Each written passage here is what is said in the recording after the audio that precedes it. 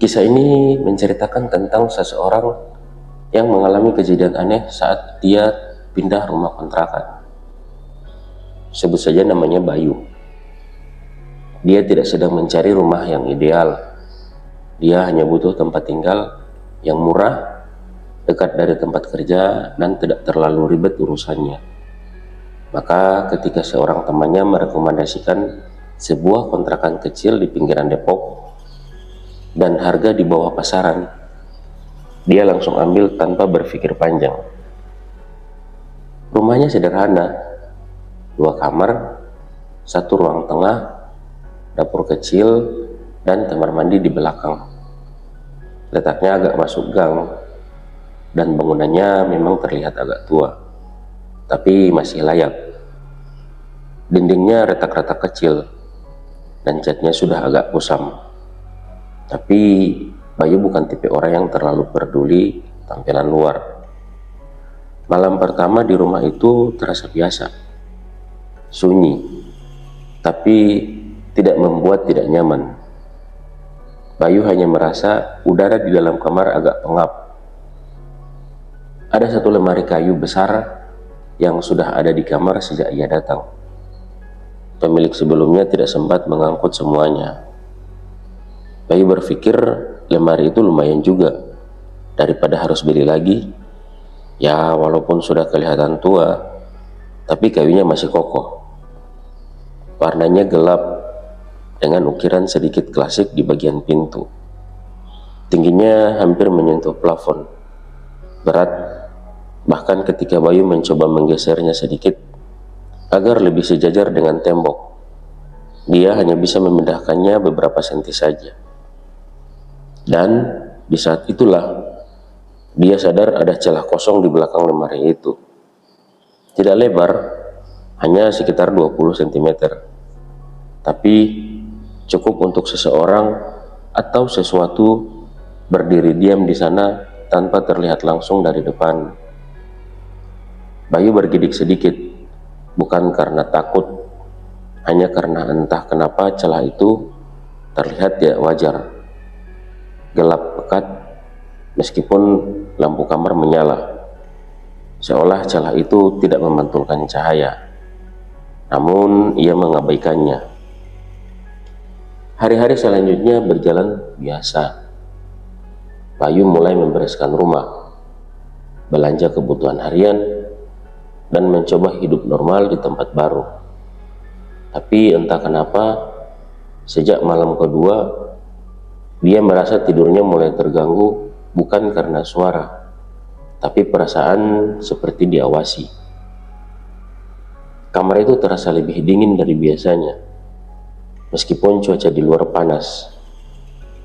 Bayu juga mulai sering terbangun tengah malam, di jam yang sama, sekitar pukul 1:02 pagi. Tidak ada suara, tidak ada gerakan, tapi tubuhnya seperti tahu ada sesuatu yang membuatnya bangun. Di malam keempat dia bangun lagi, dan kali ini dia tidak bisa mengabaikan apa yang ia lihat. Di bawah lemari itu ada bayangan kaki kecil, diam, tidak bergerak. Bayu menahan nafas. Ia mencoba mencari akal sehat dan berpikir positif. Mungkin itu bayangannya sendiri, tapi bayangan itu tidak mungkin terbentuk di posisi seperti itu. Dia tidur menghadap ke kanan, lemari ada di kiri, dan cahaya dari luar datang dari arah jendela depan, bukan dari belakang. Namun ia tidak berani bangun. Dia hanya menarik selimut perlahan dan memaksa dirinya tidur lagi. Akan tetapi sampai subuh ia hanya terpejam tanpa pernah benar-benar tenang. Besok paginya dia memutuskan untuk memberanikan diri. Dia menggeser lemari itu. Sulit, berat, tapi akhirnya cukup untuk melihat ke belakang. Tidak ada apa-apa, hanya debu dan dinding. Tapi saat ia menyorotkan senter ke tembok bagian belakang lemari, Jantungnya seperti berhenti berdetak. Ada bekas cakaran panjang, dalam, berjejer dari atas ke bawah, seperti seseorang atau sesuatu pernah mencoba keluar dari balik tembok itu. Bayu menatapnya lama. Tembok itu juga terasa dingin. Tidak seperti bagian lain rumah yang lembab dan hangat. Ia ingin membersihkannya, tapi bagian dari dirinya juga berkata, jangan sentuh itu. Hari itu ia tidak fokus bekerja. Dia terus mengingat suara malam-malam sebelumnya. Dia bahkan mulai bertanya-tanya apakah dia mendengar nafas, apakah ia hanya terlalu lelah dan berhalusinasi. Tapi malamnya semua jadi lebih jelas. Ada suara ketukan dari dalam lemari, pelan, tertahan, dan berirama. Bayu terdiam di tempat tidur. Ia tidak bergerak, hanya menatap lemari itu dalam gelap dan mendengar detak jantungnya sendiri lebih keras daripada suara ketukan itu. Tuk, tuk, tuk. Lalu diam. Dia ingin lari, tapi kakinya tidak bisa digerakkan. Bukan karena lumpuh, tapi karena ia tahu, jika ia bergerak, sesuatu mungkin ikut bergerak juga. Bayu menghabiskan malam itu dalam keadaan setengah sadar. Dia tidak benar-benar tidur, tapi juga tidak sepenuhnya bangun. Otaknya terjaga, tapi tubuhnya mati rasa. Setiap detik terasa seperti 1 jam. Dia hanya menunggu pagi. Dan ketika matahari mulai menembus celah-celah ventilasi, dia bangun dengan tubuh dingin dan keringat yang menempel di seluruh punggungnya. Di hari itu Bayu tidak berangkat bekerja. Dia hanya duduk di ruang tamu, diam, matanya kosong, tapi pikirannya penuh. Dia memutar kembali suara ketukan itu, bukan hanya karena ritmenya yang jelas, tapi karena ketukan itu terasa seperti kode, seperti ada pola. Bayu mencoba mengabaikannya, tapi malam itu ia kembali dihantui. Bukan ketukan, bukan napas, tapi suara yang tidak masuk akal. Sebuah rekaman. Dia sedang mengatur ponsel untuk alarm tidur. Tiba-tiba ia melihat ada satu file audio yang tidak ia ingat pernah buat file itu. File itu bernama Rek 0102. Tanggalnya cocok, 2 malam lalu. Saat ia bangun jam 1 pagi dan melihat bayangan kaki itu. Dengan jari yang gemetar, Bayu menekan tombol play. Pada awalnya hanya suara denging ringan, lalu suara deng pelan-pelan, mungkin suaranya sendiri. Tapi kemudian sesuatu muncul, suara napas, perlahan, sangat dekat, dan lalu, jangan pindahin lemari itu, aku masih di sini.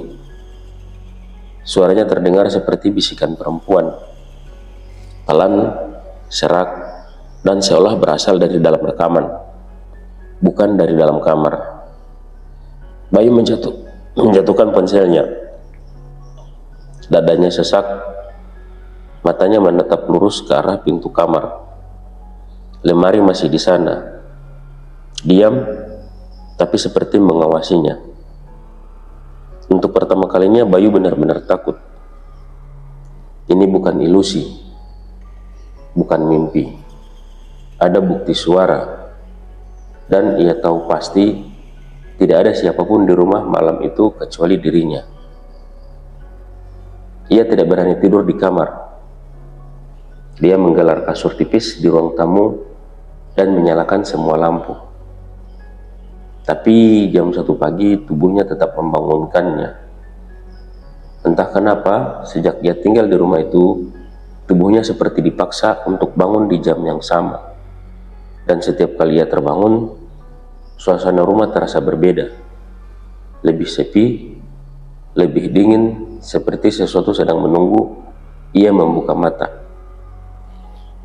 Keesokan harinya, Bayu mulai mencari tahu sejarah rumah itu. Dia mencoba bertanya pada tetangga, tapi tidak banyak yang tahu.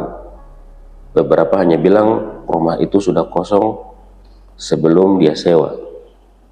Namun, dari ibu warung di ujung gang, ia mendapatkan informasi yang tidak pernah dia sangka-sangka. Kata ibu itu, dulu rumah itu pernah dihuni ibu-ibu sama anak perempuannya. Tapi anaknya tiba-tiba hilang, gak ketemu sampai sekarang. Terus ibunya jadi aneh, suka ngomong sendiri. Katanya anaknya main sembunyi di belakang lemari, tapi gak pernah keluar. Kalimat itu menancap di kepala Bayu seperti paku panas.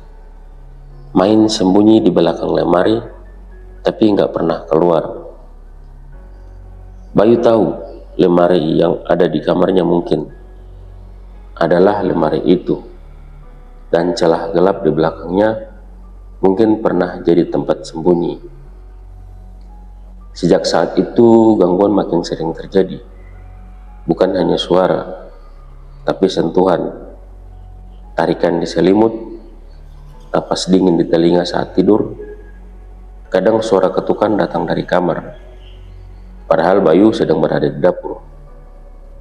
Dan puncaknya terjadi pada malam itu, jam 1:02.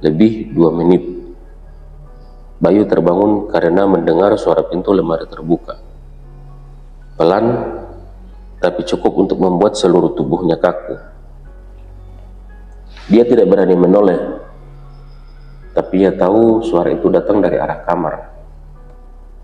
Lalu suara langkah kecil, langkah kaki kecil menyusuri lantai kayu, mendekat. Bayu menutup mata rapat-rapat. Dia membaca semua doa yang ia hafal. Tapi langkah itu berhenti tepat di samping kasur tempat ia tidur. Lalu sesuatu duduk tepat di ujung kasurnya. Dia bisa merasakannya. Ada tekanan di kasur, berat tapi ringan, seperti tubuh anak kecil. Bayu tidak bergerak. Ia hanya bisa menangis dalam diam. Tangis tanpa suara, hanya aliran air mata yang tak terbendung. Saat pagi datang, tidak ada siapapun di ruang tamu selain dirinya. Tapi kasur itu masih cekung di ujungnya, seperti seseorang memang benar-benar duduk di sana semalaman. Setelah malam itu, Bayu tidak pernah lagi bisa tidur nyenyak di rumah itu. Bahkan saat siang pun, rumah terasa berat dan penuh tekanan. Bayu mulai merasa bukan hanya fisiknya yang lelah, tapi pikirannya seperti terseret ke dalam kegelapan yang semakin dalam. Dia mencoba mengabaikan kejadian-kejadian aneh, tapi semuanya makin menjadi. Suara ketukan tak hanya datang dari balik lemari, tapi juga dari dinding, langit-langit, dan bahkan dari bawah lantai. Kadang Bayu bangun dengan bekas sakaran di lengannya yang tidak bisa ia jelaskan. Luka-luka kecil tapi dalam, dan tidak ada penjelasan medis. Suatu malam, Bayu memberanikan diri untuk berbicara dengan sesuatu yang selalu hadir itu. Dia duduk di depan lemari tua itu, menatap langsung ke celah gelap di belakangnya, dan berkata pelan, "Kalau kamu di sana, tunjukkan tanda. Aku nggak mau diganggu lagi ya." Hening, tidak ada suara, tidak ada gerakan. Bayu mulai berbalik, dan terdengar suara kecil, seperti napas yang sangat dekat, disusul dengan bisikan, "Jangan pergi, aku takut." Bayu membeku. Perasaan itu berbeda. Ada kesedihan yang dalam, tidak ada amarah, tidak ada kebencian. Seolah yang di balik lemari itu adalah anak kecil yang kehilangan tempat pulang. Bayu teringat cerita tetangga tentang anak perempuan yang hilang. Ia merasakan ada ikatan tak kasat mata yang membuatnya tidak bisa pergi begitu saja. Hari-hari berikutnya, Bayu mencoba berkomunikasi lebih sering, dan perlahan mulai merasa ada sesuatu yang mencoba memberinya pesan. Tapi gangguan fisik tetap ada, dan makin lama makin mengganggu. Sampai suatu malam, Bayu melihat sesuatu yang tak akan pernah ia lupakan. Saat ia menyalakan lampu kamar, di balik celah lemari itu tampak sosok kecil, bayangan samar seorang gadis kecil dengan mata kosong menatapnya. Bayu berteriak dan lari keluar rumah. Ia tidak kembali selama 3 hari. Ketika akhirnya ia kembali, lemari itu sudah dipindahkan. Pemilik baru kontrakan mengeluh karena lemari itu berat dan menghalangi. Tapi celah kosong di dinding belakang lemari tetap ada. Bekas cakaran masih terlihat jelas. Bayu menatapnya dengan perasaan campur aduk. Dia tahu meski lemari itu sudah hilang, apapun yang tinggal di baliknya tetap ada